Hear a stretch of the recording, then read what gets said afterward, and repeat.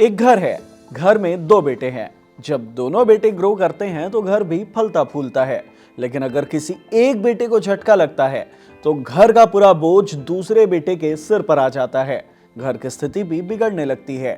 यही हालात इन दिनों भारतीय अर्थव्यवस्था की है। रुपया और जीडीपी। रुपया पिछले 10 सालों में लगातार कमजोर हुआ है। 2014 में $1 के लिए 61 रुपए देने पड़ रहे थे। 2025 में अब $1 के लिए 85 रुपए देने पड़ रहे हैं। रुपया कमजोर हुआ तो घर का बोझ दूसरे बेटे जीडीपी के सिर पर आया। वो भी अकेले कब तक संभाल पाता। घर के मुखिया यानी देश की सरकार ने अब बताया है कि अब जीडीपी की हालत खराब हो रही है। सरकार ने जो अनुमानित डेटा जारी किया है उसमें दूसरे बेटे यानी जीडीपी की ग्रोथ रेट 3 सालों में सबसे निचले स्तर पर आ गई है। क्या हाल है जीडीपी का, रुपए की कमजोरी से जीडीपी पर क्या असर पड़ रहा है, ये सब जानेंगे इस वीडियो में। हेलो, मेरा नाम हिमांशु है और आप देख रहे हैं खबरगांव। अर्थव्यवस्था के लिए नया साल जनवरी में नहीं मार्च में शुरू होता है। मार्च से मार्च को एक वित्त वर्ष माना जाता है। सरकार हर वित्त वर्ष के लिए जीडीपी के 2 आंकड़े जारी करती है। एक होता है अनुमानित, जो वित्त वर्ष शुरू होने से पहले जारी होता है, और दूसरा होता है वास्तविक, जो वित्त वर्ष खत्म होने के बाद पता चलता है। जीडीपी होती क्या है? जीडीपी यानी ग्रॉस डोमेस्टिक प्रोडक्ट, हिंदी में कहते हैं सकल घरेलू उत्पाद। किसी भी देश में एक साल के अंदर जो भी सामान और सेवाएं बनाई या बेची जाती हैं, उसकी कुल कीमत को जीडीपी कहा जाता है।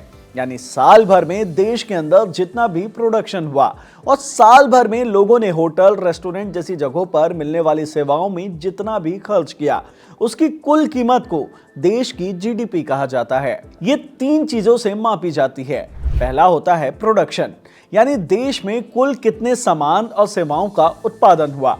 दूसरा है कंजम्पशन, यानी देश के लोग और सरकार कितना खर्च कर रहे हैं। और तीसरा है इंपोर्ट एक्सपोर्ट, यानी देश के बाहर बेची गई और देश के बाहर से खरीदी गई चीजों के दाम में कितना अंतर है।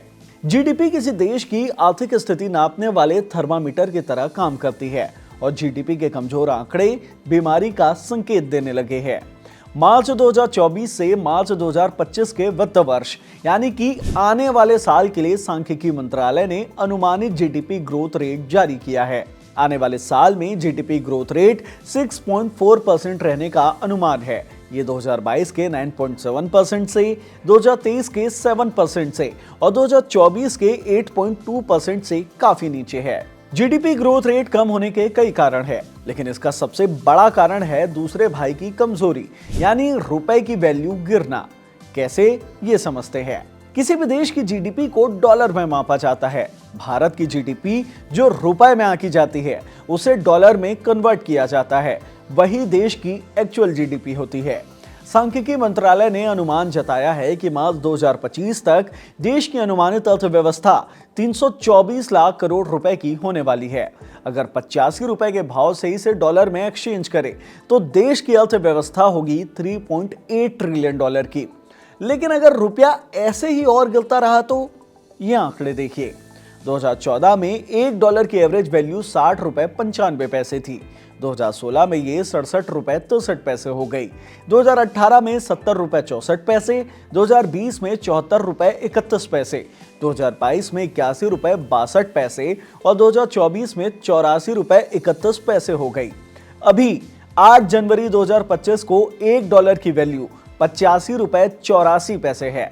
इस हिसाब से रुपया अगर डॉलर के मुकाबले 100 रुपए तक गिर जाए तो देश की अर्थव्यवस्था और गिरकर $3.2 ट्रिलियन की ही रह जाएगी। लेकिन अगर दूसरा भाई रुपया कमजोर ना होता और 2014 वाले भाव $1 के मुकाबले 61 रुपए पर ही रहता, तो उस रेट पर देश की अनुमानित अर्थव्यवस्था होती $5.3 ट्रिलियन की।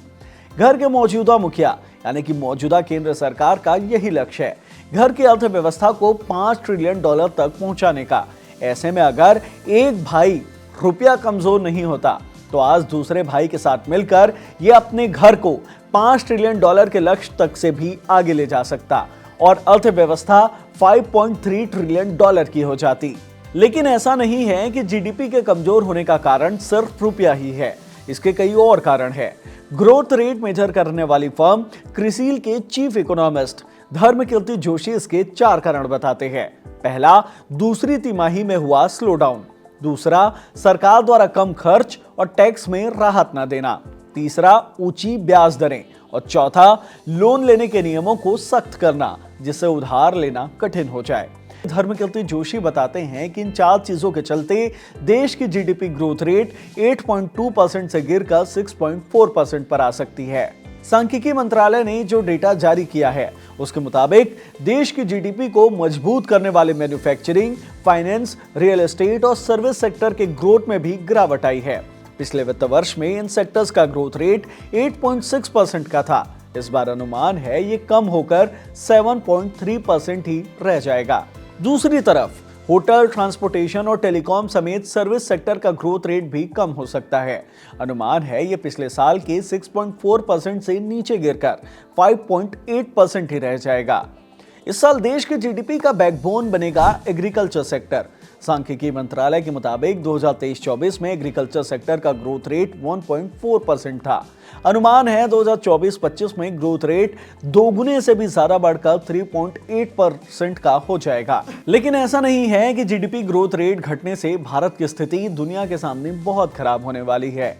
अब भी भारत दुनिया के प्रमुख देशों के बीच सबसे तेजी से बढ़ती इकोनॉमी बना हुआ है। इस वित्त वर्ष की जुलाई-सितंबर तिमाही में चीन की जीडीपी ग्रोथ रेट 4.6% थी, जापान की 0.9%, जबकि भारत के लिए आरबीआई ने अनुमान लगाया है 6.6% ग्रोथ रेट का। घटती जीडीपी ग्रोथ भारत के लिए चिंताजनक तो है ही, लेकिन अभी हमारे इस घर के मुखिया यानी केंद्र सरकार के पास इसे दुरुस्त करने का मौका भी है। शायद इसीलिए ही वित्त वर्ष शुरू होने से पहले ही अनुमानित जीडीपी ग्रोथ रेट जारी की जाती है, ताकि वक्त रहते सही फैसले और सही कदम उठाए जा सके। इस वीडियो में इतना ही। इसमें हमने आपको आसान शब्दों में देश की अर्थव्यवस्था और जीडीपी ग्रोथ रेट को समझाने की कोशिश की है। अगर नॉलेज पसंद आई हो तो वीडियो को लाइक करें, शेयर करें। साथ ही हमारे चैनल खबरगांव को सब्सक्राइब करें। हम ऐसे इंटरेस्टिंग कंटेंट लाते रहते हैं। धन्यवाद।